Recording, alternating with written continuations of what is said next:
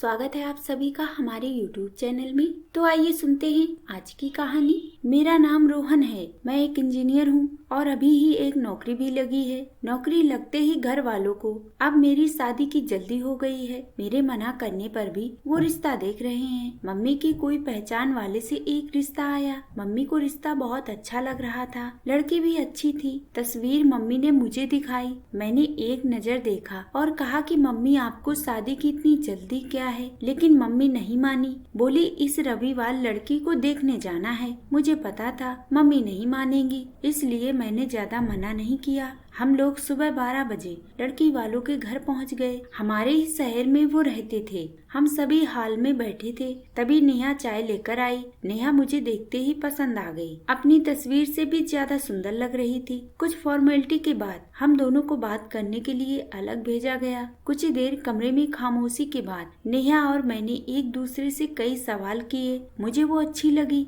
बाहर आकर मैंने मम्मी को हाँ कह दिया। मुझे ऐसा लग रहा था कि उसे और उसके घर वालों को भी मैं पसंद हूँ। उनसे मिलकर हम लोग अपने घर चले गए। लेकिन शाम होते होते एक अजीब सी बात ने मेरे दिमाग में घर बना लिया। मुझे लगने लगा कि मैंने नेहा को पहले भी कहीं देखा है। फिर मुझे लगा कि ऐसा तो हमें बहुत लोगों के साथ मिलकर लगता है और आजकल तो सोशल मीडिया पर हर कोई है, तो शायद कहीं प्रोफाइल देखी होगी। यह विचार फिर मैंने हटा दिया। लेकिन बेड पर सोते वक्त भी मुझे लगा कि मैंने उसे कहीं देखा है। नेहा का नंबर मैं लेकर आया था। रात में ही मैंने उसे फोन किया। पहले थोड़ी बातें की, फिर उससे पूछा कि तुम दिल्ली से पढ़ी हो, क्योंकि मैंने अपनी पढ़ाई दिल्ली से की है, इसलिए मुझे लगा कि वो भी कहीं दिल्ली से ना पढ़ी हो। उसने मना कर दिया, बोली नहीं, दिल्ली कभी कभी ही जाती हूँ। बात देखा जाए तो बहुत छोटी थी, लेकिन मुझे अब वो खटक रही थी। मुझे कुछ याद नहीं था, लेकिन ऐसा लग रहा था कि पता नहीं कैसा, पर मैं बस जानना चाहता था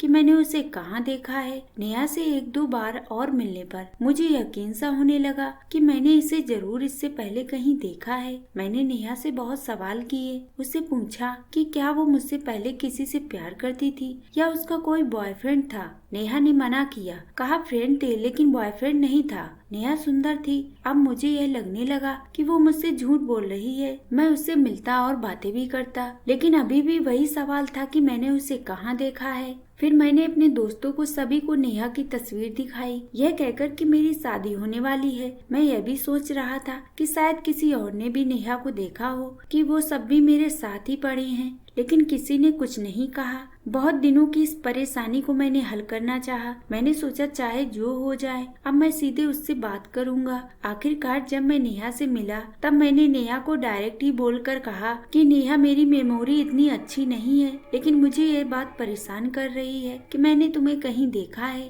किसी की पार्टी में या कहीं और। इतने दिनों से एक ही सवाल, और मेरे बर्ताव से शायद वो भी परेशान थी। वो मुझसे इस दौरान कई बार पूछ रही थी कि आप मेरे पास होकर भी पास नहीं रहते, क्या बात है। मेरे इस सवाल पर वो भड़क गई। उसने कहा कि जब से आप मिले हैं यही कह रहे हैं। मैंने आपसे सब बता भी दिया। आप कहना क्या चाहते हैं, कहाँ देखा है आपने, आप खुल के बताएं, क्या बोलना चाहते हैं। आपको मुझ पर भरोसा नहीं तो आप शादी मत कीजिए। इतना कहकर वो उठकर चली गई। एक तरफ मेरी मम्मी शादी की तैयारी कर रही थी, दूसरी तरफ हमारा झगड़ा हो रहा था। अब मैं सोच रहा था कि शायद हमारा कुछ नहीं होगा। अब 2 से 3 दिन हो गए, नेहा का कॉल नहीं आया, मैंने भी उसे नहीं लगाया। मुझे समझ नहीं आ रहा था कि मैं इस बात से इतना परेशान क्यों हो रहा हूँ। फिर मुझे सुबह नेहा का कॉल आया।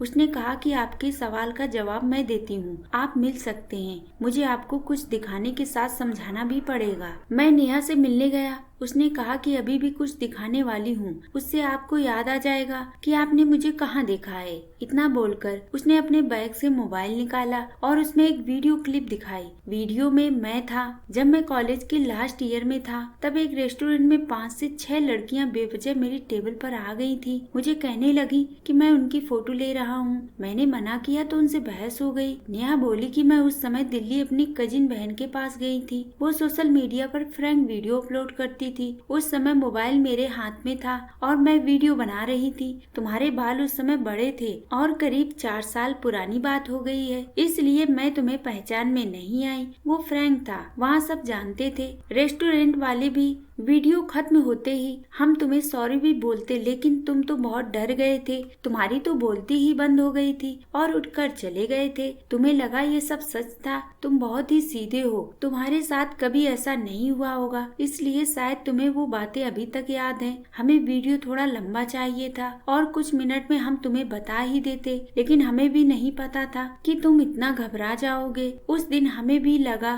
कि हमने सही नहीं किया, हमारी वजह से तुम इतने जो घबरा गए थे। फिर दीदी इस तरह का कुछ करने में अब स्पेशल ध्यान रखती हैं कि कोई इतना परेशान ना हो जाए। हम अपने मजे के लिए किसी को परेशान नहीं कर सकते, यह हमें उस दिन एहसास हुआ था। इसलिए दीदी ने तुम्हारा वीडियो भी अपलोड नहीं किया था। तुमने उस दिन बोला था तो मुझे भी याद आने लगा कि शायद तुम वही हो और दीदी के पास तुम्हारा वीडियो पड़ा था तो मैंने उसी से यह लिया है। उसकी बात सुनने के बाद मैंने कहा कि हाँ, मेरी नजर तुम पर एक बार गई थी जब तुम वीडियो बना रही थी, इसलिए वहीं अटक गई थी। लेकिन ऐसा मजाक करना अच्छा नहीं है। मैं तो कई दिनों तक सोचता रहा था कि तुम सब बेवजह मुझे पिटवाने वाली थी। तुम्हारी कजिन की शक्ल तो मुझे अच्छे से याद है। नेहा यह सब बताकर हंसने लगी, बोली लगता है कि अभी तक आपको हमारे सपने आते हैं, इसलिए हमको अभी तक भूले नहीं। नेहा हंसते हुए बोली, मुझे कहाँ देखा है ये पूछे जा रहे थे, लेकिन खुद का ये किस्सा नहीं बताया। कभी नहीं तो मुझे याद आ जाता।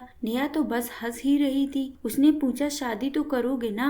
मैंने बोला अब तो जरूर करूँगा और तुम्हें और तुम्हारी बहन दोनों को परेशान करूँगा। नेहा ने वहीं से वीडियो कॉल किया अपनी बहन को। फिर वो दोनों मेरा मजाक बनाकर हंसते रहे। उसकी बहन बोली कि जीजा जी सारी जिंदगी के लिए अपनी मुट्ठी में आ गए। अब जीजा जी ने ज्यादा परेशान किया तो उनका वीडियो वायरल कर देंगे।